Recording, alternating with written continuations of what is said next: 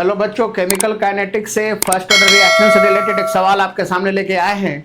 इसमें कह रहा है कि for a first order reaction find out time of disintegration of a radioactive substance to become 1/16 of its initial concentration having t half 10 years. एक radioactive substance है जिसका half life period 10 years है, 10 साल है।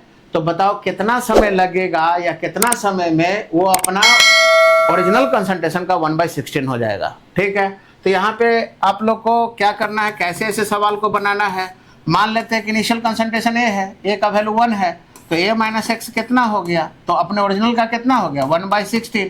तो हम लोग क्या करेंगे, टी हाफ दिया हुआ है, टोटल टाइम कैसे निकालेंगे, तो दो तरीके से निकालेंगे आप लोग। एक तो आप लोग को बताए थे कि ए माइनस एक्स बाई ए ये बराबर हाफ पे पावर एन करके एन का वैल्यू निकाल लेना, यानी नंबर ऑफ हाफ लाइफ, और नंबर ऑफ हाफ लाइफ निकल जाएगा तो टोटल टाइम भी निकल जाएगा आप लोग का। तो ए माइनस एक्स कितना है आप लोग का 1/16, और ए कितना है आप लोग का 1, और इधर है आप लोग का हाफ पे पावर एन।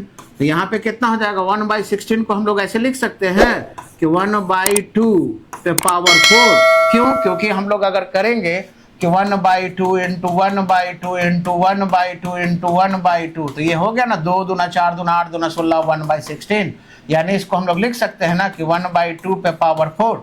तो यहाँ पे 1/2 पे पावर 4 हो गया, और ये हो गया आप लोग का 1/2 पे पावर n।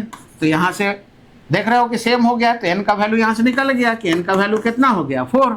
अब n का वैल्यू अगर 4 हो गया तो टोटल टाइम आसानी से निकाल लेंगे। टोटल टाइम कैसे निकलता है, तो टोटल टाइम निकलता है n इंटू टी हाफ, है ना। n इंटू टी हाफ कर लेंगे, n कितना है, कितना हाफ लाइफ लगा, 4 हाफ लाइफ लगा, और टी हाफ कितना दिया हुआ है 10 साल दिया हुआ है आप लोग का, यानी टोटल टाइम 40 साल लगेगा। 40 साल में ये अपने ओरिजिनल का 1/16 हो जाएगा। ठीक है, यानी कहने का मेरा मतलब क्या है, दिस इज योर आंसर।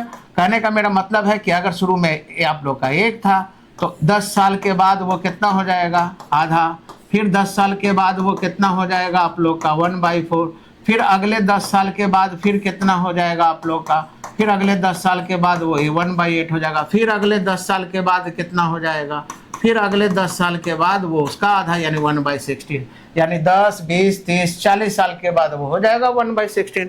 तो इस तरह से आसानी से आप लोग इस तरह का सवाल बना सकते हैं। इसी तरह के वीडियो को ज़्यादा से ज़्यादा देखने के लिए चैनल को सब्सक्राइब कीजिए, वीडियो को लाइक कीजिए, शेयर कीजिए। Thank you.